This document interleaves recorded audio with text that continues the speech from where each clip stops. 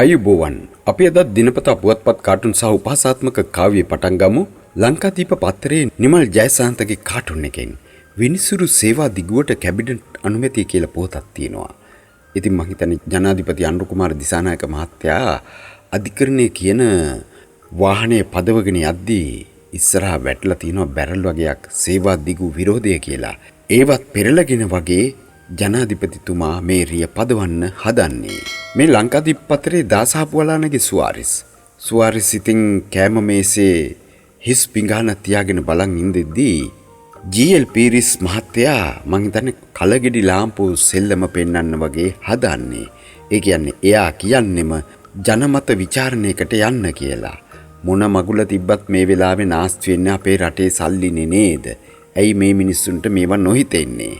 මේ අරුණ පත්‍රයේ සුමතිපාල ජෝතිපාලගේ සොමියට වරෙන් පුතා ගමේ දෙන්නේ සාකච්ඡාවක එක්කෙනෙක් කියනවා හැකරුන්ට ගිය සල්ලි ආවට ගියාට ජනතාවගෙන් ණය කරගන්න බෑ කියලා IMF එක කියනවා. අනිත් පුජ්‍යලයා කියනවා එහෙනම් පැලවත්තෙන් ගෙවන්න වෙයි කියලා. ගෙවයිද? මේ ලංකාදීප පත්‍රයේ තිස්ස හේවාවිස්සගේ hina වැස්ස. විපක්ෂ නායක සජිත් ප්‍රේමදාස මහත්තයා කියනවා රජය ප්‍රජාතන්ත්‍රවාදය විනාශ කරනවා කියලා. එතුමගේ පියානෝ ඇවිල්ලා කියනවා චමින්දට දුන්නු තීන්දුව දැන් මුළු රටම දන්නවා. අනුන්ට බණ කියන්න කලින් තමන්ගේ ගෝලියෝ හරියට හදාගනින් බං කියලා කියනවා. මේ ලංකාදීප පත්‍රයේ ලයන්ගේ අනේ අනිච්චන් කවිය. ජීවිත 38ක් අකලට බිලි දුන්න මීගමු හිරගෙදර හිස් කර ඇත ඔන්න හැකිනම් හිරගෙවල් ටික හිස් කරගන්න ලස්සන රටයි පුනරුදයයි දෙක අන්න. මේ දිනමින පත්‍රයේ අංජනගේ කාටුන් දෙන්නේ සාකච්ඡාවක එක්කෙනෙක් කියනවා ලෝකයේ වේගයෙන්ම දියුණුවන රටවල් අතරින් 4 වෙනි තැන ශ්‍රී ලංකාවට කියලා. අනිත් පුජ්‍යලයා කියනවා බාංකොලොත්ම කරපු රටක් නේ කියලා.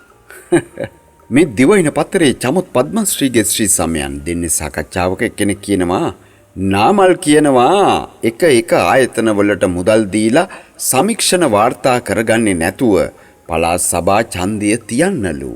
අනිත් කෙනා කියනවා ඔව් ඒක හොඳ සමීක්ෂණ වාර්තාවක් වෙයි කාටත් කියලා කියනවා. මේ දිවයින පත්‍රයේ අනුරාධගේ ඕකයි තත්ත්වේ කවිය.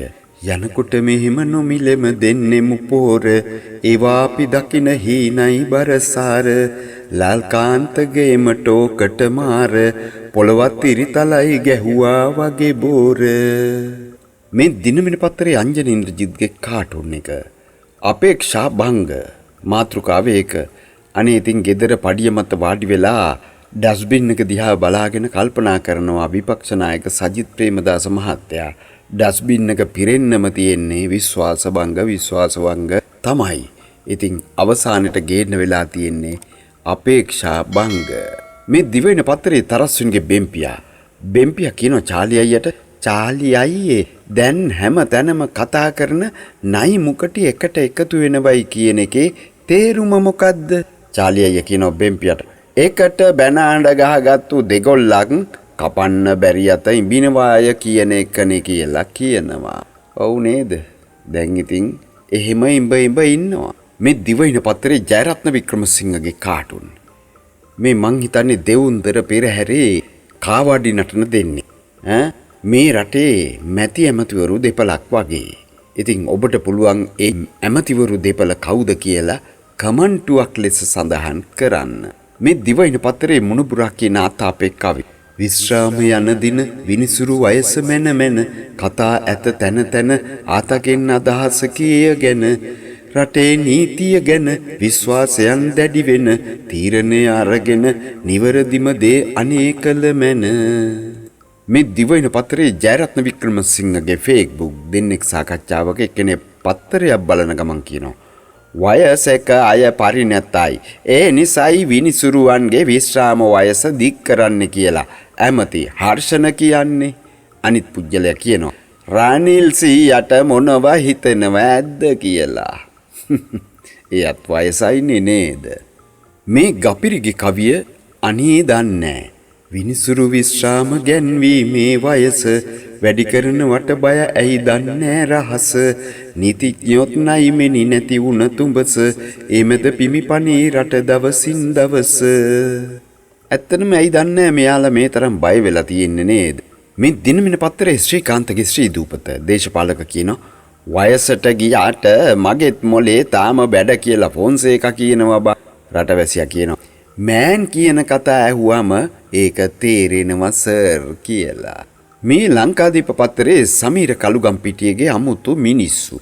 කුරුල්ලෙකුයි මං හිතන්නේ දලඹුවෙකුයි කතාවක්. කුරුල්ලා කියනවා මහින්ද ජයසිංහ කියනවා දේශපාලන බලය යොදාගෙන චණ්ඩිකම් කරපු යුගය ඉවරයිලු. දලඹුවා කියනවා එතකොට ගොවියන්ට පාඩ්දාන යුගය කියලා අහනවා. මේ අරුණ පත්තරේ හසන්ත විජේනායකගේ හුරේරා දේශපාලක කියනවා රට පුරාම ඩෙන්ගු මර්ධන වැඩසටහන් ක්‍රියාත්මක කරන්න වෙනවලු. ක්ලීන් ශ්‍රී ලංකා කට්ටිය පොල් ගාලද කියලා හුරේරා අහනවා. මේ ලංකාදීප පත්තරේ පන්කජ රුවින්දගේ සරදා. දේශපාලක කියනවා ජනපති මන්දිර 5ක් හෝටල් කරනවලු. රටවැසියා කියනවා එතකොට සෑර්ලගේ ආණ්ඩුවක් ආවම ඒ හෝටල් ජනපති මන්දිර කරනවද? මේ රටේ වෙන්නේ එහෙමනේ නේද? ඔක්කොම කන පිට වෙන අලුත් ජයග්‍රහණ තුලනේ. එහෙමනම් අපි අද කාටුන් අවසන් කරමු දිනමින පත්තරේ රටේ මුල්ලේ මුදන් නායකගේ ඇත්ත නැත්ත කවියෙන්. දිට්වා හානි වූ ජනතාවට දෙන්ට ගංගසිරිපුරේ ප්‍රාලේ නිලධාරින්ට දුන්දේ තබා ඇත මීයන් හටකන්ට පොල් ගහලා වැඩක් නෑ දැන් දෙවියන්ට. අදත් කාටුන් උපුටා ගැනීම අන්තර්ජාලයෙන් කාටුන් ඔබට ගෙනා මම බඳුලකේ ජාගොඩ. අමතක කරන්න එපා සබ්ස්ක්‍රයිබ් කරන්න ස්ටුඩියෝ ජා.